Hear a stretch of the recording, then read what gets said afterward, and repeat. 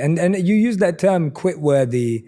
Is that something that you defined for yourself, what you saw as quit worthy and what you saw as not quit worthy? That's a good question. Look, I think there are some objective quit worthy things like criminality, Of course. abuse. But hey, that's me. You know, there's some people who love through a whole lot of things. So I think that has to be individual. But if I were talking to my daughters, I wouldn't want them to stay in a marriage that made them feel oppressed, that was an overall negative to who they were, right? I do think there are reasons to walk away from marriage, friendship, jobs, a whole lot of things, right?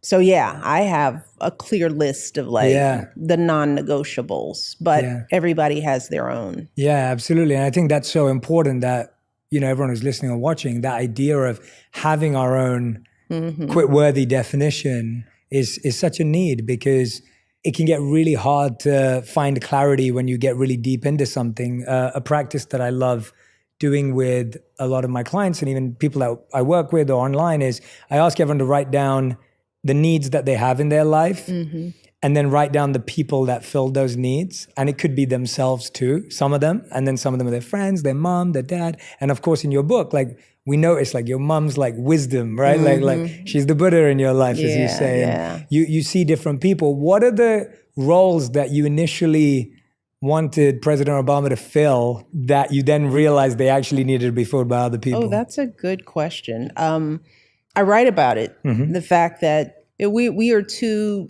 very independent, ambitious, smart people, and complex, you know, as individuals. We're dynamic in, you know, I'm not saying that as a ego trip, but no, I know what you mean. You're constantly in flux. That's exactly right. And I learned, it took me a while to learn that, you know, there's no way we could be everything to each other. We have different interests, different goals. There was this stage in my marriage where I thought that's what a partner was supposed to be. You know, you should call me all the time. We should talk all the time. We should be each other's best friends all the time.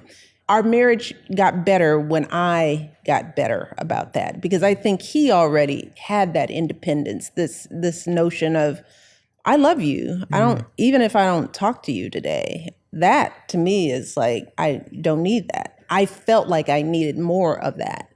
But as I got older, right, I got more mature, more clear about my own goals, I realized that he can't be responsible for my happiness. I have to be responsible for that. I have to define it for myself. I have to learn how to achieve it. My husband is definitely a part of that, but he is not. I cannot put him in the center of my happiness. That freed me up to let him be him and let me be me. So I have friends who give me things that my husband doesn't give me. I have girlfriends. One distinction that we have is like, I'm a talker. All right. When I sit down with my girlfriends, we can talk for days. I mean, literally for days. We can take a break for lunch, but we can talk. You know, my husband's not, he can talk, but he'll come by a friendship session, you know, 9:00 in the morning. I have a friend staying with me and he's like, what are y'all talking about? It's like, well, we're just now getting into our kids. And we're going to talk about each one of them separately for like an hour, right? Wow. He's like, I couldn't do that, right? He can't be that for me. But I have really good, mostly girlfriends who give me that, you know? We will dissect life to the bitter. We will wring everything out of every subject. And he's like, I think I'm done. And it's like, well, you can go be done because I've got her and we just got started. We got 12 more hours to go, right? and that's so beautiful to hear, because I think, especially when we're young, we think that person has to be all of that.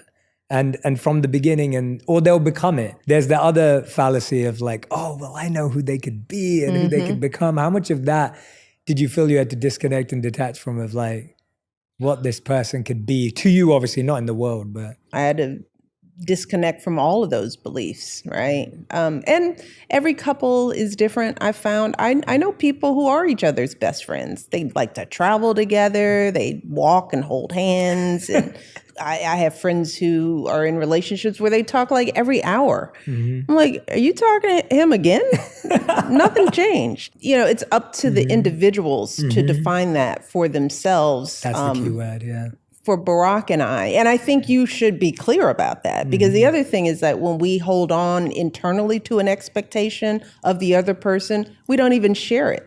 So now we're mad that you haven't even fulfilled something I never even told you I needed, you know? That takes time and it takes work, which is why marriage is hard, right? Because you'll have the tendency to live in your head and live out the image of what you want them to be. And you haven't even communicated that to them. That's just one little fraction of the challenge of marriage and friendship and all of that. It's hard.